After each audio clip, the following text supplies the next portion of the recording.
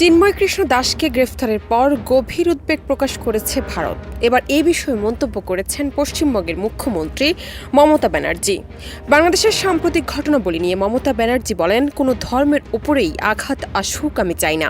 এখানে ইসকনে যিনি আছেন তার সঙ্গে আমার কথা হয়েছে।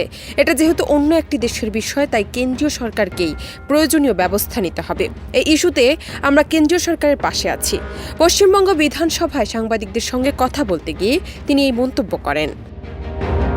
এর আগে কংগ্রেস নেত্রী ও সদ্য নির্বাচিত সংসদ সদস্য প্রিয়াঙ্কা গান্ধী ওয়াদ্রাও বাংলাদেশের পরিস্থিতি নিয়ে এক্স হ্যান্ডেলে প্রতিক্রিয়া দিয়েছেন। স্ট্যাটাসে তিনি লেখেন, চিন্ময় কৃষ্ণ দাসের গ্রেপ্তারি ও সংখ্যালঘু হিন্দুদের উপর ক্রমাগত ঘটে চলা সহিংসতার সংবাদ অত্যন্ত চিন্তাজনক। তিনি আরও লেখেন, আমি কেন্দ্রীয় সরকারের কাছে আবেদন করব যাতে এই বিষয়ে হস্তক্ষেপ করা হয় এবং সংখ্যালঘুদের নিরাপত্তা সুনিশ্চিত করার বিষয়টি নিয়ে বাংলাদেশ সরকারের কাছে জোরালোভাবে তুলে ধরা হয়। জান্নাত নিপু, দেশ রূপান্তর।